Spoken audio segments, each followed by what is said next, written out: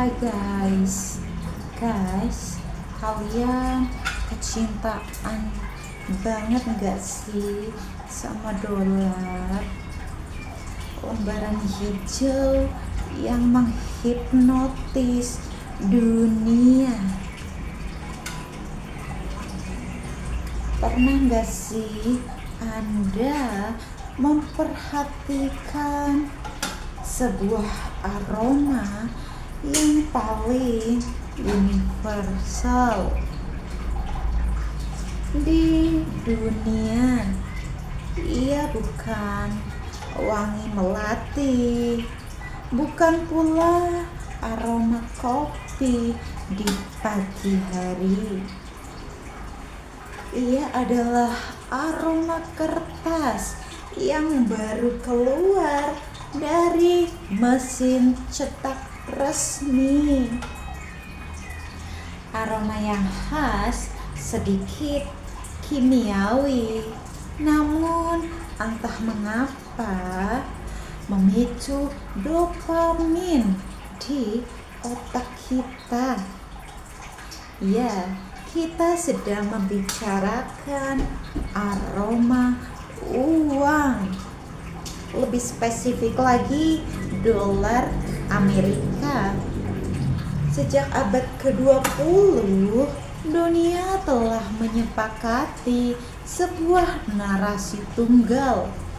Lembaran kertas berwarna hijau dengan wajah para bapak pendiri bangsa Amerika Serikat di atasnya, bukan sekedar alat tukar. Ia adalah simbol pencapaian. Ia adalah definisi dari keamanan, kekuatan, dan bagi sebagian orang ambisi tertinggi.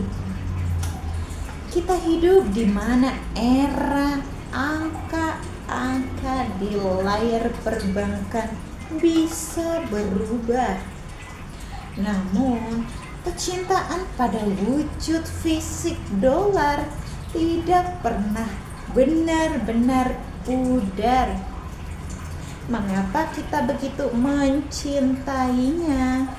Mengapa selembar kertas berkode USD bisa membuat seorang pengusaha di Jakarta bergadang semalaman memantau kurs, membuat seorang buruh di Asia Selatan rela menyeberangi samudra, dan membuat para spekulan menahan nafas setiap kali Bank Sentral Amerika Serikat mengetuk palu. Cinta pada dolar bukan sekedar cinta pada materi. Ini adalah bentuk penyerahan diri kita pada sebuah sistem yang kita percaya bisa menjamin masa depan. Kita mencintai dolar karena helai-helai kertas itu ada janji tentang kebebasan. Mari kita jujur, dolar adalah bahasa universal yang dipahami tanpa perlu penerjemah. Anda bisa membawa dolar ke pelosok Afrika, ke pasar tradisional di Asia Tenggara, atau ke pelataran mode di Paris. Semua orang tahu nilainya.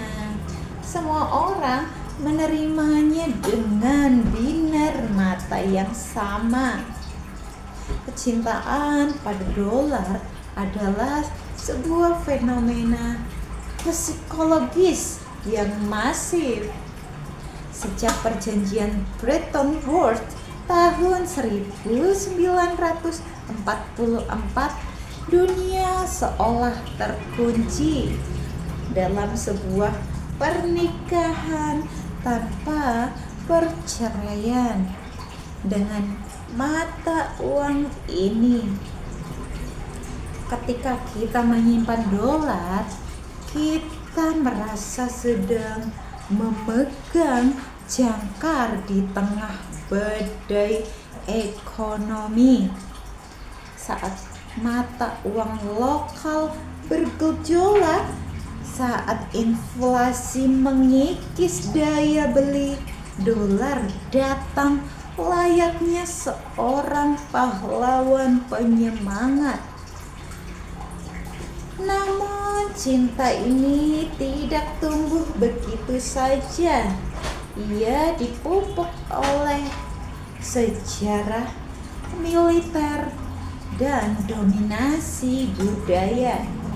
Kita menonton film-film Hollywood yang memperlihatkan koper-koper penuh berisi uang 100 dolaran.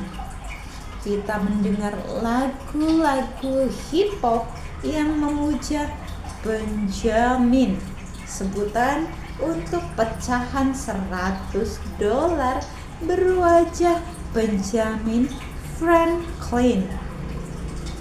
Secara tidak sadar, otak kita diprogram untuk mengasosiasikan dolar dengan puncak kesuksesan hidup.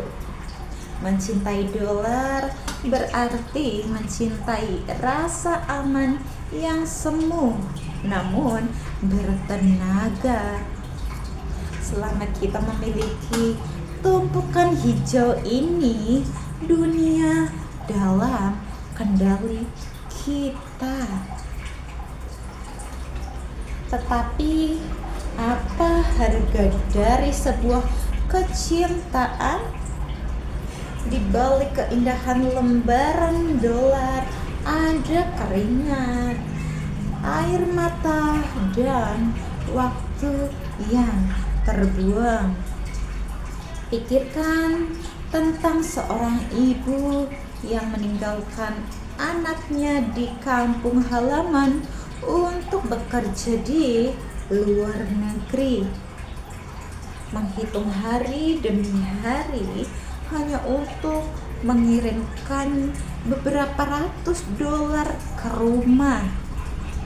Pikirkan tentang seorang pemuda yang bekerja belasan jam sehari di depan layar komputer, mengorbankan masa mudanya, kesehatannya, dan mengejar gaji dalam bentuk mata uang asing.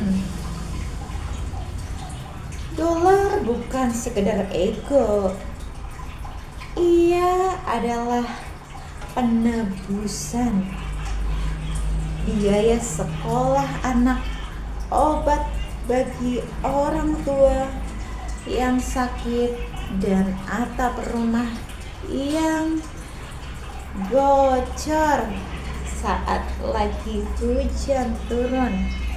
Di titik ini, kecintaan pada dolar berubah wujud menjadi sesuatu yang suci, simbol pengorbanan demi orang-orang tersayang. Namun, garis antara pemenuhan kebutuhan dan keserakahan sangatlah tipis. Ketika dolar tidak lagi dikejar sebagai alat, melainkan sebagai tujuan akhir, disitulah perangkapnya bermula. Kita mulai mengukur harga diri kita berdasarkan angka di rekening dolar pastinya. Kita menilai sesama manusia dari seberapa banyak lembaran hijau yang mampu mereka belanjakan.